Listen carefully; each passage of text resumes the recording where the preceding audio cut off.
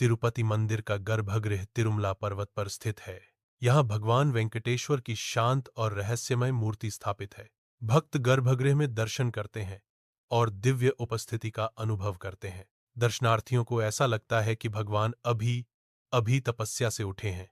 गर्भगृह में भगवान वेंकटेश्वर की उपस्थिति भक्तों को शांति और आध्यात्मिक अनुभव प्रदान करती है। बालाजी की मूर्ति से पसीना आना एक रहस्य है। यह घटना सदियों से लोगों के लिए जिज्ञासा का विषय बनी हुई है। मूर्ति की आंखें पूरी तरह से क्यों नहीं खुलती, यह भी एक रहस्य है। मूर्ति के पीछे हमेशा गर्मी क्यों महसूस होती है, यह भी अज्ञात है। इन रहस्यों के कारणों की खोज अभी भी जारी है। कहा जाता है कि भगवान वेंकटेश्वर ने कलयुग में तिरुमला पर्वत पर तपस्या की थी।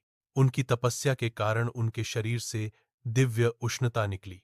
यह मान्यता है कि वही उष्णता आज भी मूर्ति में विद्यमान है, इसीलिए मूर्ति हमेशा गर्म रहती है। गर्भगृह का तापमान सामान्य से अधिक दर्ज किया गया है। पुजारी मूर्ति को छूने पर हल्की गर्मी महसूस करते हैं।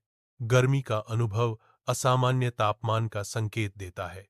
इस गर्मी को शांत करने के लिए दैनिक विशेष अनुष्ठान किए जाते हैं। अनुष्ठानों का उद्देश्य गर्भगृह के तापमान को सामान्य करना है। भगवान बालाजी को हर दिन चंदन का लेप लगाया जाता है। चंदन का लेप उनकी तपस्या से उत्पन्न गर्मी को शांत करता है। यदि चंदन का लेप न किया जाए तो गर्भगृह की गर्मी बढ़ जाती है। यह लेप भगवान की शांति और भक्तों की श्रद्धा का प्रतीक है।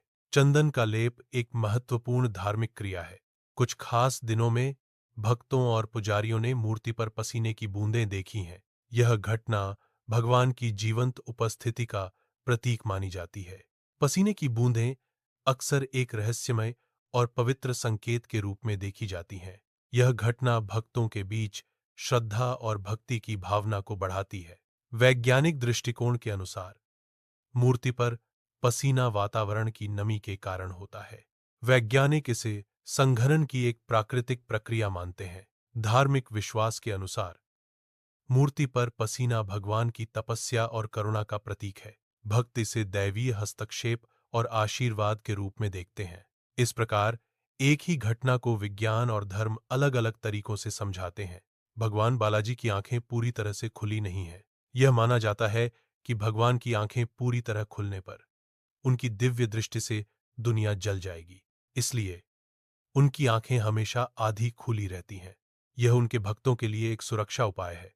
यह माना जाता है कि भगवान अभी भी तपस्या की अवस्था में हैं। उनकी आधी खुली आंखें उस ध्यान की स्थिति का प्रतीक हैं। दर्शन के समय गर्भगृह में अधिक प्रकाश नहीं किया जाता है। यह प्रकाश की कमी भगवान की तपस्या को भंग करने से बचने के लिए है। इसलिए गर्भगृह में मंद प्रकाश भगवान की ध्यानमग्न अवस्था को बनाए रखने में मदद करता है। मूर्ति का पिछला भाग हमेशा नम और गर्म रहता है। इस नमी और गर्मी के कारण पुजारी मूर्ति के पीछे अधिक समय तक नहीं रुकते।